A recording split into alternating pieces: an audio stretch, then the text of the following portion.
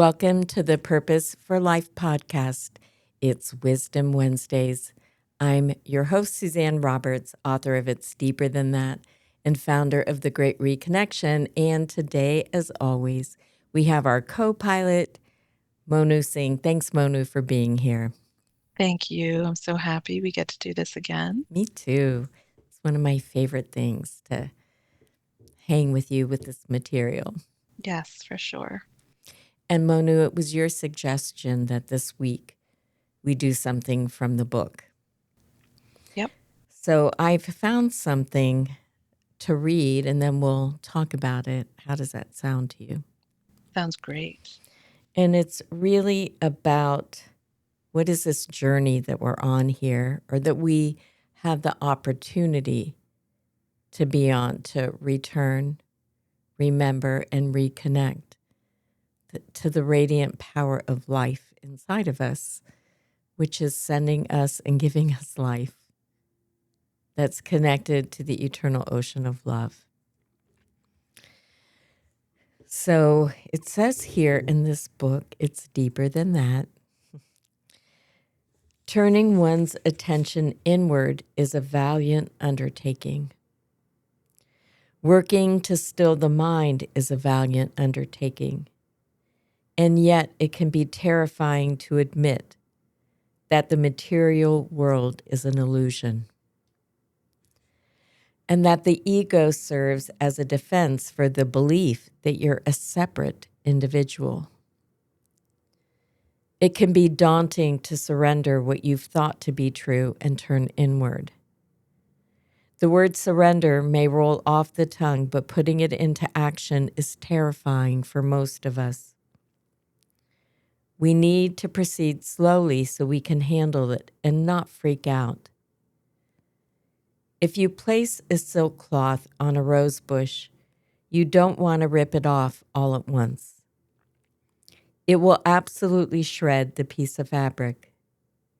Removing it one thorn at a time keeps the cloth intact. Yes, there will be small holes and a few minor rips, but the silk will remain in one piece. We, like the cloth, want to remain whole while we practice dying to the illusion of the world, while also releasing the false notion that we are separate. Dispelling illusion is hard. And I'm going to read just one more sentence here. Life unites and ego divides. What I appreciate about this passage in the book, sometimes I think we want eureka right now, that I'm just going to surrender and let it all go. And I think that's a spiritual bypass, actually.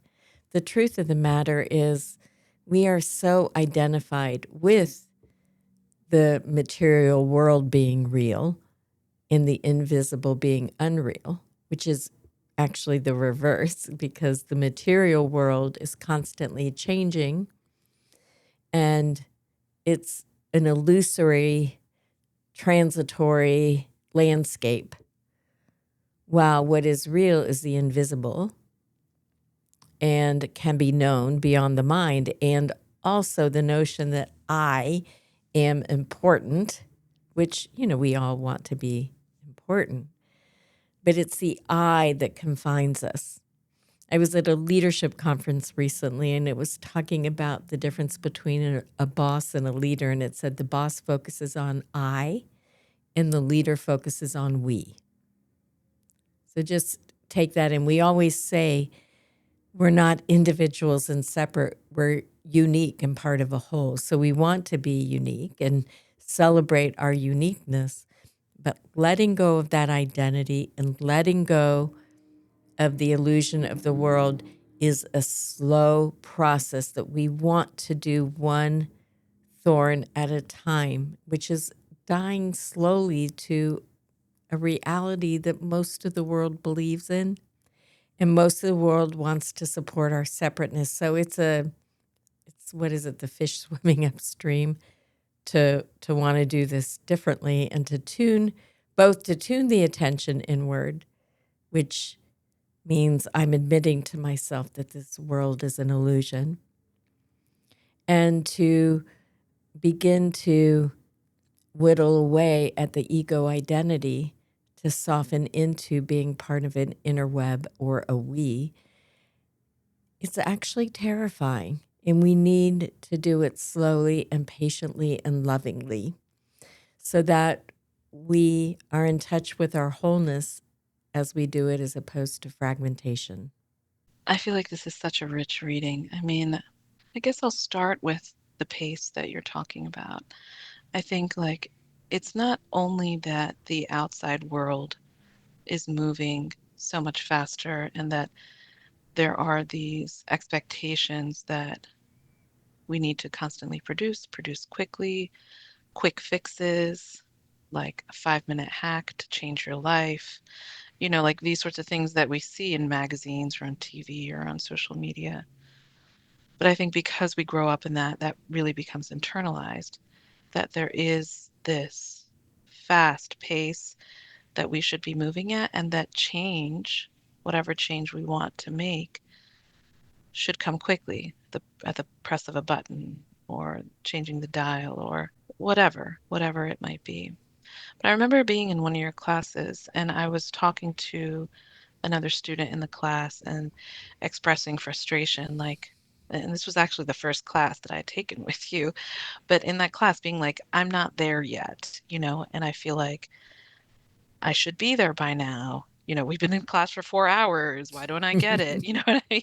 Whatever it is. Like, I was like, I'm smart. Why do I feel like I don't have this figured out yet, or I don't feel the way I'm supposed to be feeling? And this was years ago, and the thing that the person said has really stayed with me over those years. I said, I feel like I'm changing or moving, but it's so slow. And they said, yeah, you're moving at nature's pace, Mm, right? The way that yes. we are designed to change, the way that we're designed to evolve. And when we think about the process of evolution in nature, sure, there are species that can change in a generation, but still a generation isn't 5 minutes. It takes time.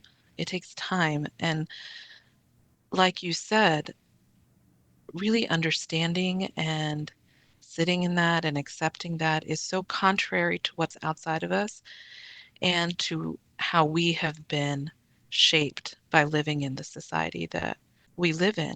And yet, in talking to people, hear constantly that there is such a deep longing for people to slow down, you know? And I feel like these practices that we talk about and these changes that we want to make are a really beautiful and accessible way to take some time to slow down, to take some of that pressure off of us and to release the expectation that we're going to just in the blink of an eye completely change the way that we think about something, or the way we experience something, because it is slow and it is deep and we want it to be sustainable, and all of those things require us to take some time. Can I Um, add something in here? yeah, Because I absolutely. think that we're also talking about surrender. Yep, The I was just surrender, about to say that. surrender of Yeah, an illusion or surrender of an identity. Or, I hear often people say, I can't believe I'm having to deal with this again. What else would you be dealing with? It's your life that right. you've lived, and you will revisit it over and over again with new insight, with greater compassion, hopefully. And also, the act of turning your attention away from form towards the formless is no guarantee. Right. And it's an act of faith in the surrender that there's something greater. And then when we can taste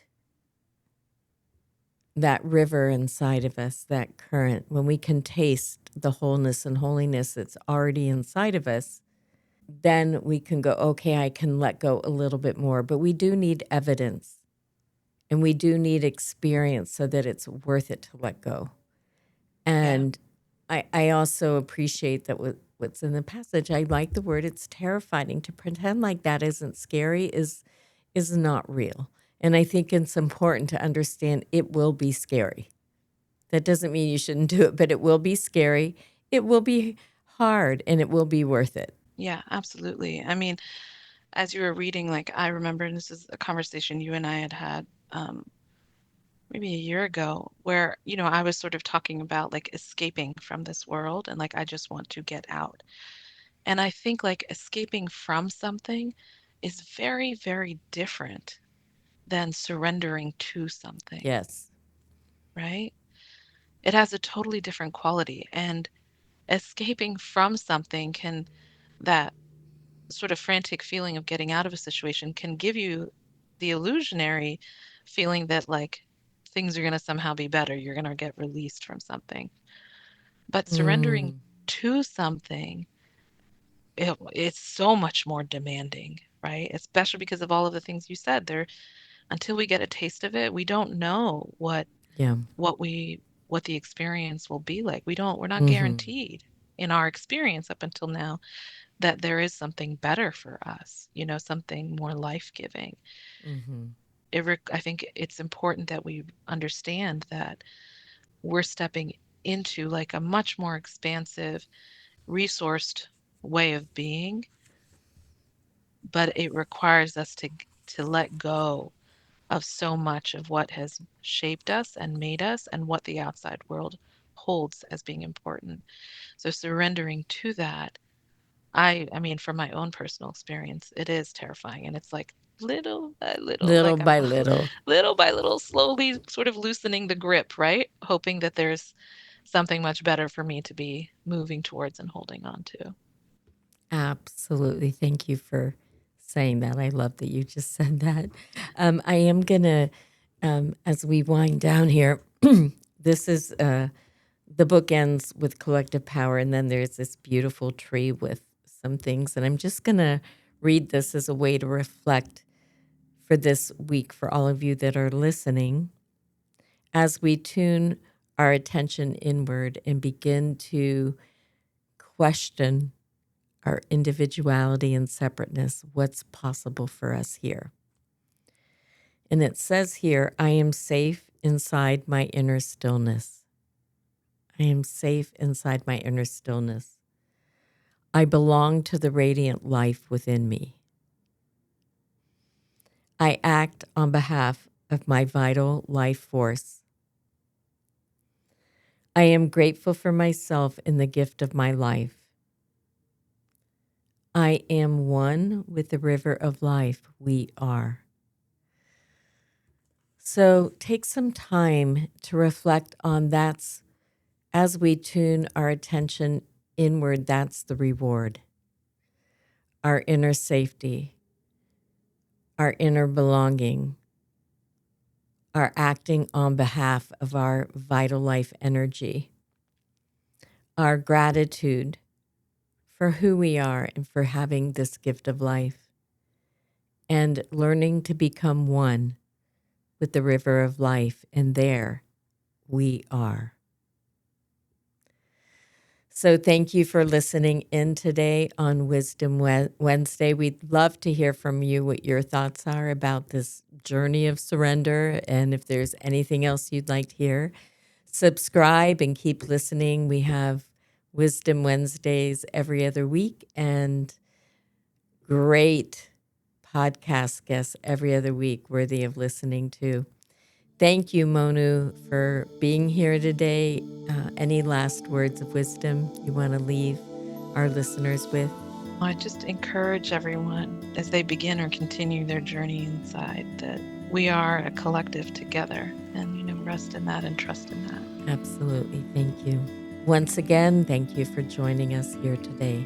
Until next time.